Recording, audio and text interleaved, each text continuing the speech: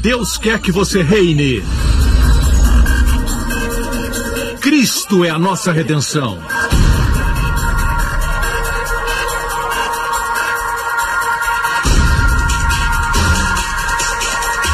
Deus é justo e faz o pecador justo.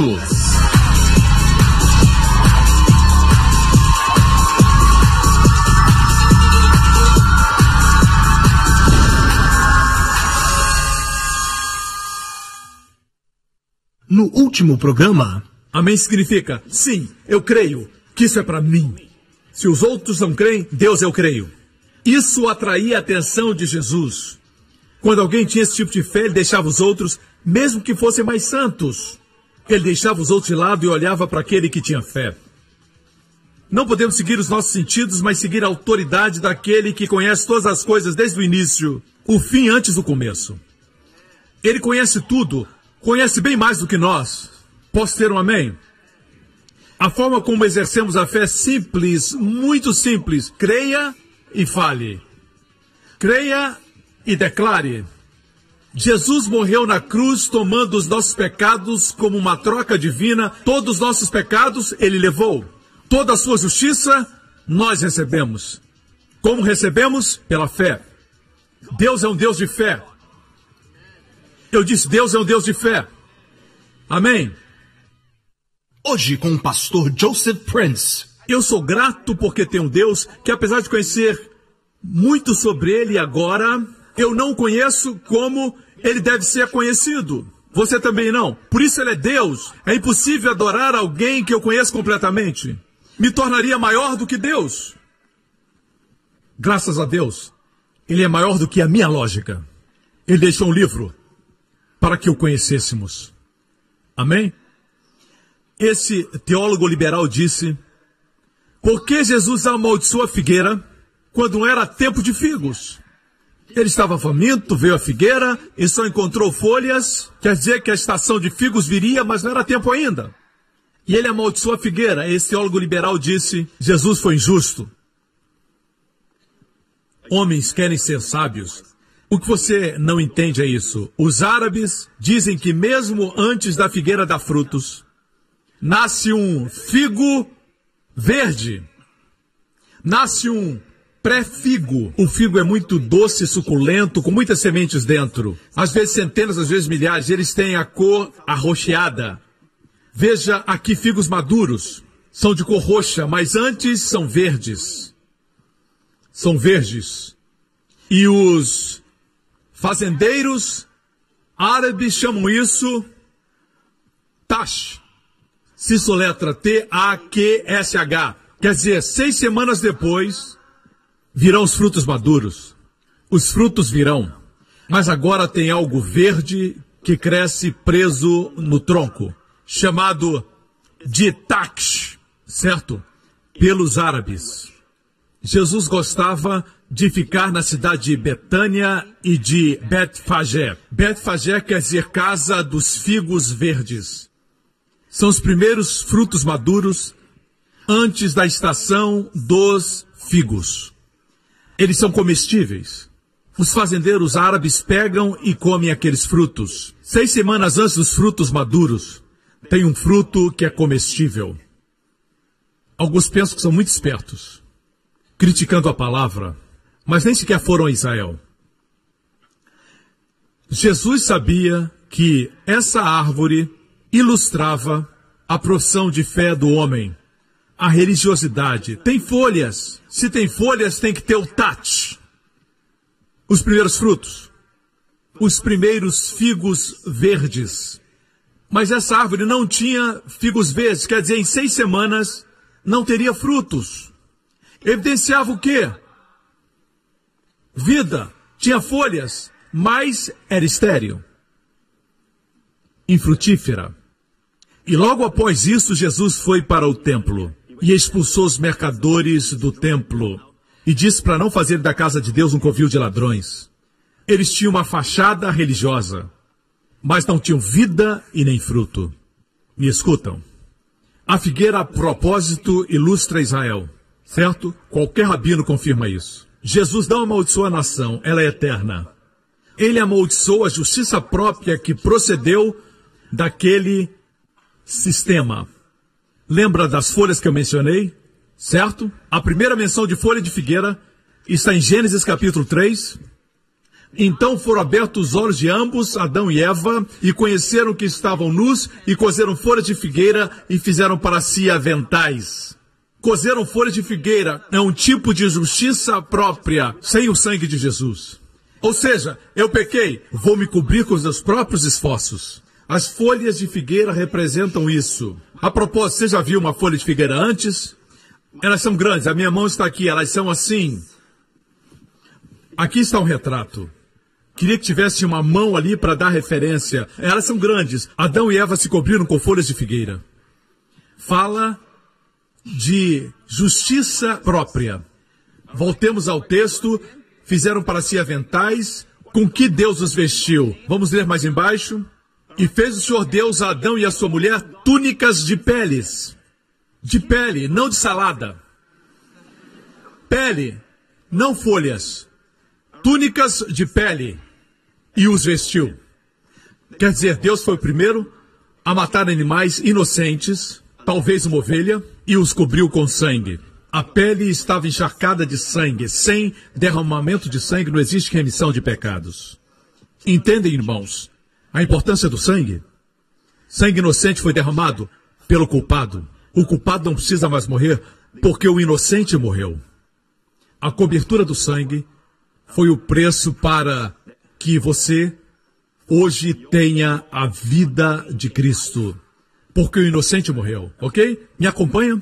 Deus os vestiu. Adão e Eva se vestiram, mas não foi suficiente porque foi eles que fizeram. Deus os cobriu e foi perfeito porque Ele mesmo cobriu. A palavra vestiu quer dizer totalmente vestido. Em hebraico, voltemos ao texto onde diz que eles se cobriram. Aí diz aventais. No hebraico não é cobertura plena, mas é cobertura para os lombos. Se cobriram na área da cintura, somente. Quando o homem se cobre, não é perfeito. Quando Deus dá a vestimenta, é perfeito. Amém? Eu não quero nada que eu possa fabricar. Você me escuta? Voltemos à história em Marcos 11. E Jesus, falando com a figueira, disse, nunca mais coma alguém fruto de ti. E os seus discípulos ouviram isso. Falamos que não é normal falar com árvores. No mundo tão anormal, o normal não é mais normal e o anormal se tornou normal. Mas não esqueçamos do que é normal. Posso ter um amém? O que é normal é o casamento. Se ajuntar não é normal. Amém? Apesar de eles tentarem fazer normal, não é normal. Normal para o homem e para a mulher é o casamento. Amém? Assim aqui, o que é normal, como o Filho de Deus demonstrou, é isso. Você pode falar, para os demônios eles sairão. Pode falar com as tempestades e com os ventos, e eles se acalmarão. Você fala com a enfermidade e ela vai embora. Alguns anos atrás eu tinha uma alergia na minha costa, estava mal e eu falei com ela. Não sei como, eu também apliquei remédios, mas não estou falando aqui do que a gente faz, mas estou falando da fé. Todos os dias, quando eu participava da ceia, dizia, por suas pisaduras eu sou curado, e eu dizia, sai e seja lançado no mar em nome de Jesus. Eu aprendi isso com Jesus, comecei a falar da minha enfermidade e fiquei curado. Isso é normal.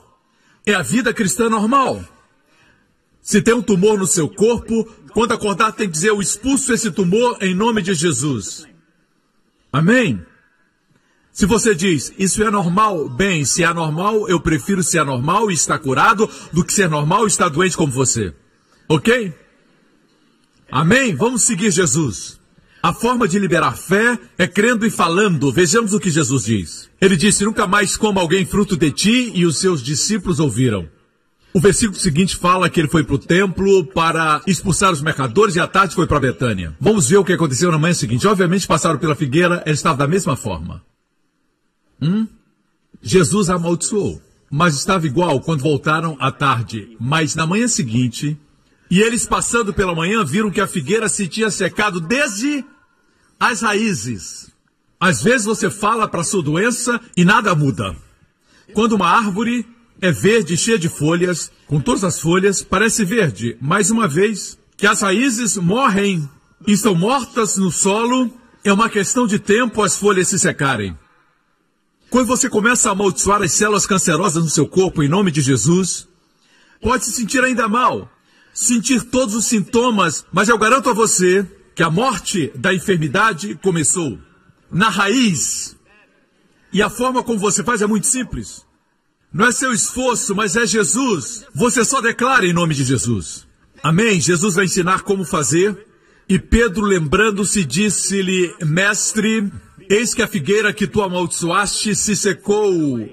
E Jesus respondendo disse-lhes: Tende fé em Deus. Aqui diz fé em Deus, no grego diz: tem o tipo de fé que Deus tem. O tipo de fé que o próprio Deus exerce.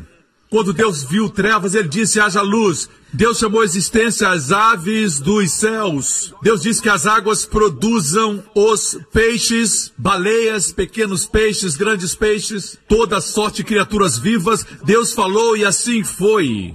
Deus viu que era bom. Deus não viu bom até que ele falou. O homem diz: eu não vou falar se eu não ver. O homem se tornou anormal, ele caiu. Deus disse: eu fiz a minha imagem.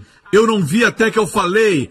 Aprenda, fale, e aí você verá. Jesus caminhava e disse para o leproso: seja limpo, e ele foi limpo. Jesus falou para a tormenta: acalme-se, e houve calma. Jesus disse para os demônios: saiam, e eles saíram. Jesus viveu a vida falando, e ele está nos mostrando como o homem deveria viver.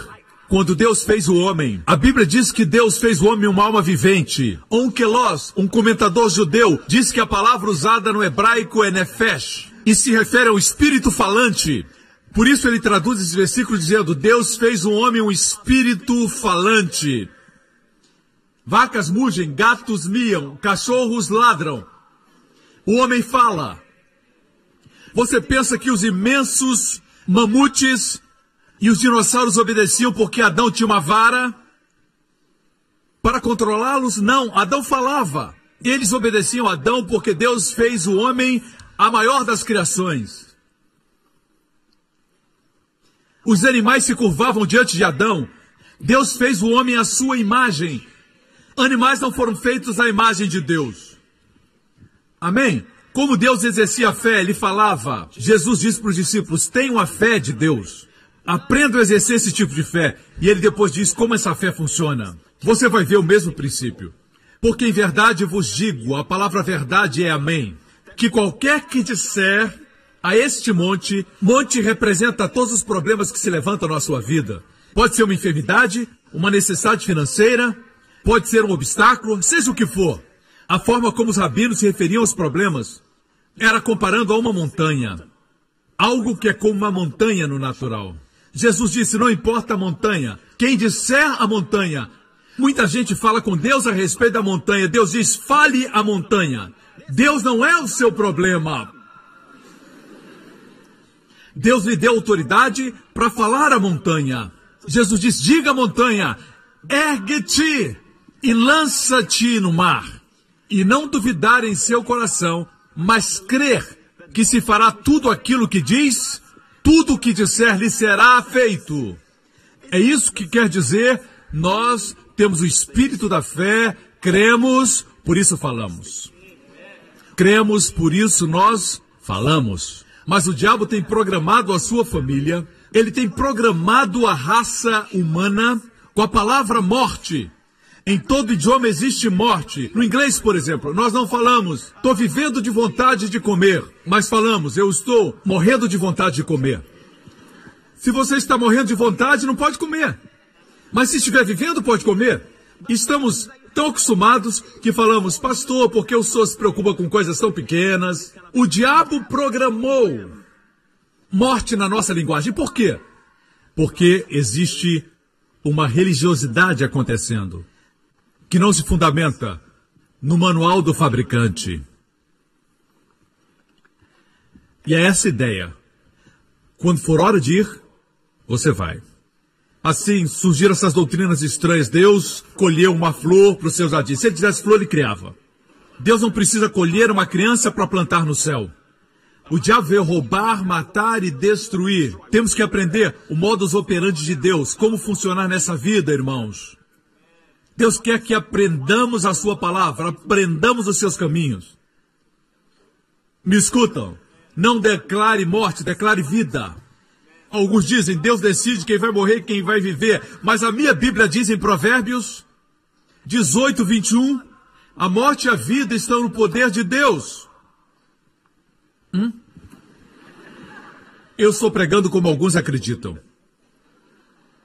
A morte e a vida estão nas mãos de Deus. Está na Bíblia, a palavra de Deus. A morte e a vida estão no poder da língua. Esse órgão sem osso na sua boca, aqui. Esse aqui. Uns enrolam a língua, outros não. A Bíblia diz que a morte e a vida estão nesse órgão na sua boca. Morte e vida.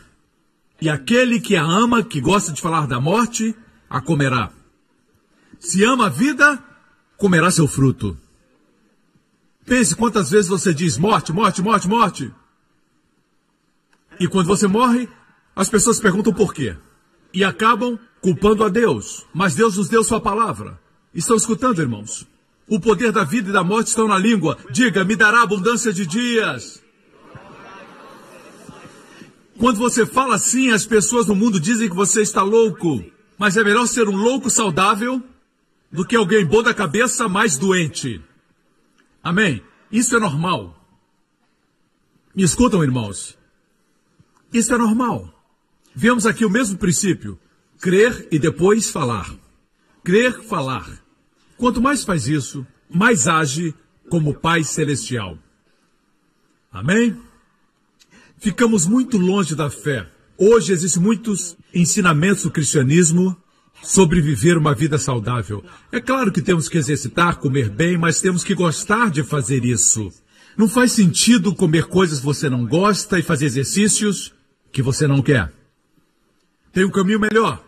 A fé. Certo? Ter fé mesmo antes das bênçãos chegarem. Parece que a fé é a moeda do céu. Uma moeda de troca. Parece que tudo aquilo que Jesus conquistou por nós na cruz é conquistado por fé. Crer e declarar é o caminho.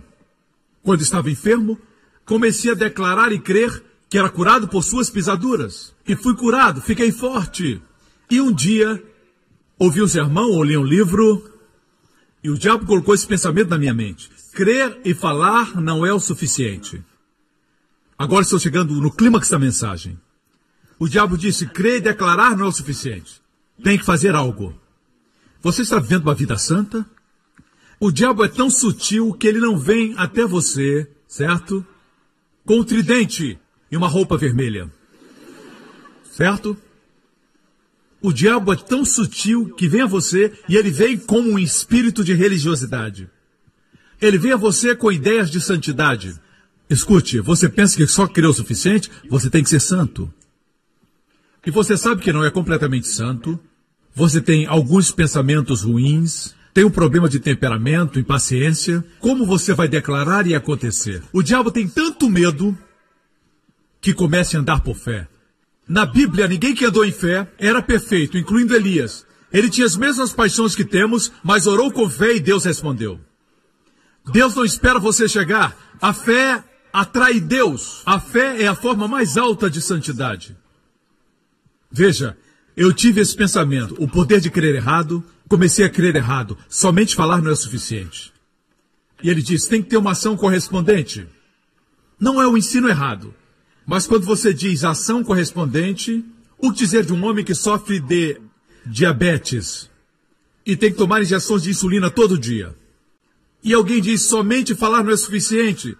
Você tem que ter uma ação correspondente, tem que fazer algo para mostrar fé, e ele joga fora a insulina. É isso que acontece. Mas, pastor, a Bíblia diz em Tiago que a fé sem obras é morta.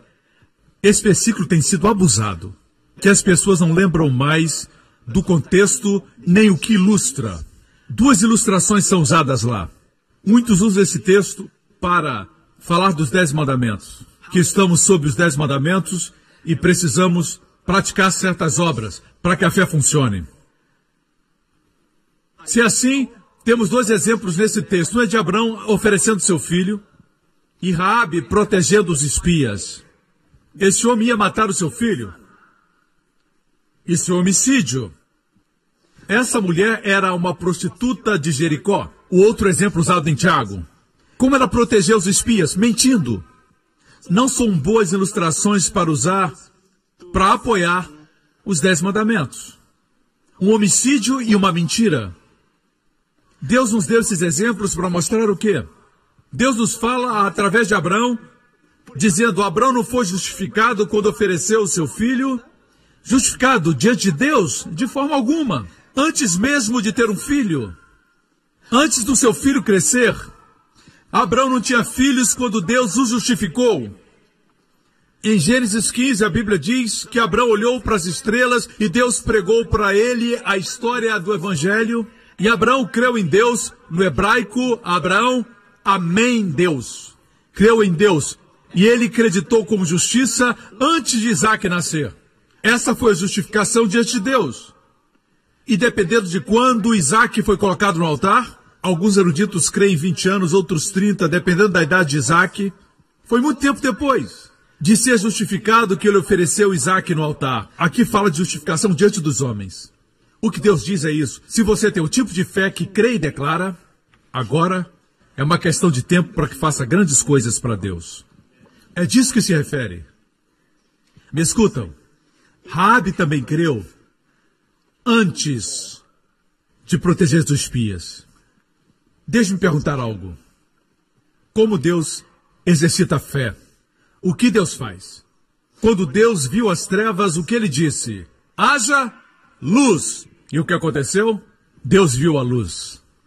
E Deus disse: haja firmamento nos céus e na terra. E assim aconteceu.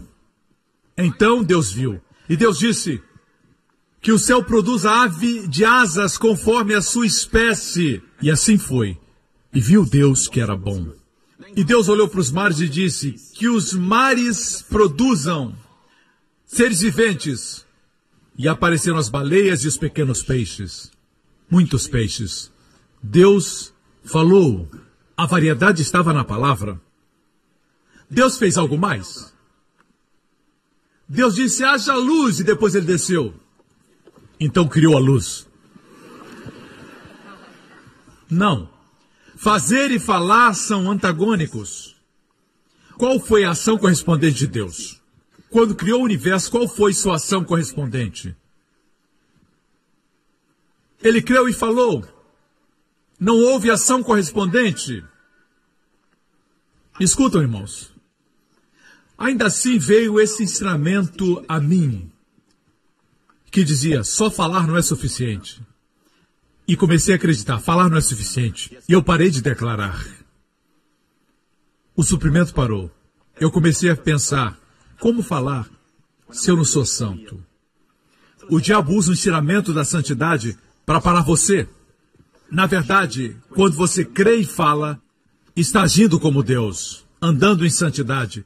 E a propósito, como você se torna santo? Jesus disse: benditos os puros de coração, porque verão a Deus. Deixa eu fazer uma pergunta. Como ser puro de coração? Bem, pastor, eu não assisto televisão. Pastor, eu não olho para nenhuma mulher. Bem, pastor, eu não saio de casa. Por que não diz logo: pastor, estou morto? As pessoas só pensam em comportamento, performance. Assim veio a santidade. Como nós não recebemos a santidade como recebemos a salvação? Pela fé. Vou provar para você que santidade não vem por performance, vem pela fé. Lembra da história de Pedro, quando foi para a casa de um não-judeu, a casa de um italiano, cujo nome era Cornélio, um gentil, centurião romano. Pedro pregou lá e o que aconteceu? Toda a família de Cornélio creu. 5 anos depois desse evento, Pedro estava em Jerusalém, na igreja sede, e Tiago era o pastor principal, ele era irmão de Jesus. Eles ouviram o que estava acontecendo com os gentios, mas não estavam seguros se a salvação que Jesus trouxe era também para os não-judeus. Eles então chamaram Pedro para a reunião, certo? O chamaram para indagar o que estava acontecendo 5 anos depois daquele incidente. Vejamos o que Pedro diz. E Deus, que conhece os corações, lhes deu testemunho, dando-lhes o Espírito Santo, assim como também a nós. E não fez diferença alguma entre eles e nós, purificando seus corações pela... Como o coração é purificado? Diga! Pela fé. Assim os corações são purificados, assim nos tornamos santos. Pela fé, não por nossa performance. A Bíblia nos diz em 1 Coríntios 1, versículo 30, mas vós sois dele em Jesus Cristo, o qual para nós foi feito por Deus sabedoria. Para nós foi feito justiça, para nós foi feito santificação. Ou seja, santidade. Jesus não é somente nossa justiça, ele é também nossa santidade. E se está enfermo, confesse a última parte. Deus é nossa redenção da enfermidade, da maldição. Começamos a nossa vida cristã dizendo: Cristo é minha justiça. Imagine que você seja um jovem que teve problema com pornografia. Existem imagens que não saem da sua mente. Quando você viaja, a imagem vem à sua mente. E alguns de vocês tentaram vencer isso com a força de vontade, mas não ajudou. Você fecha os olhos. Isso é perigoso quando você dirige. E você diz: não. Mas não é forma de fazer. Muitos agem assim. Se utilizam de tudo, menos da fé. O que a fé faz? Quando vem um pensamento, você diz: Cristo é minha santidade. Cristo é minha santificação. Amém? Creia e declare. Use a fé. Pastor, o mundo é muito forte. A Bíblia diz que a consciência da carne, a consciência dos olhos, a soberba da vida são fortes. Mas a minha Bíblia diz que essa é a vitória que vence o mundo, a nossa fé. Quando exercita a fé, vence a carne, o diabo e o mundo. Declare: Cristo é minha justiça, Cristo é a minha santidade. Não se esforce, confie. No próximo programa, Deus lhe chamou para ser rei e sacerdote. Você sabe o que o rei faz? O rei não faz. O rei fala. Quando Jesus veio, deveriam saber que era um rei vestido de servo. Quando falou, a lepra saiu. Quando falou, até a natureza obedeceu. Deveriam ter visto o Rei dos Reis. Por que ele é chamado de Rei dos Reis? Não se refere aos reis que a terra tem hoje. Não é isso. Ele é o Rei dos Reis. Obrigado por sintonizar no programa de hoje. Esperamos que tenha sido uma bênção para a sua vida. Para mais informações sobre o programa da Igreja New Creation, acesse o site ncctv.org.sg. Lá você poderá se inscrever para receber um devocional diário do pastor Joseph Prince. Seja incentivado e fortalecido todos os dias e saiba o quanto Deus lhe ama através desses devocionais. Acreditamos que seu dízimo pertence à igreja que você frequenta e oramos para que você seja grandemente abençoado, altamente favorecido e profundamente amado.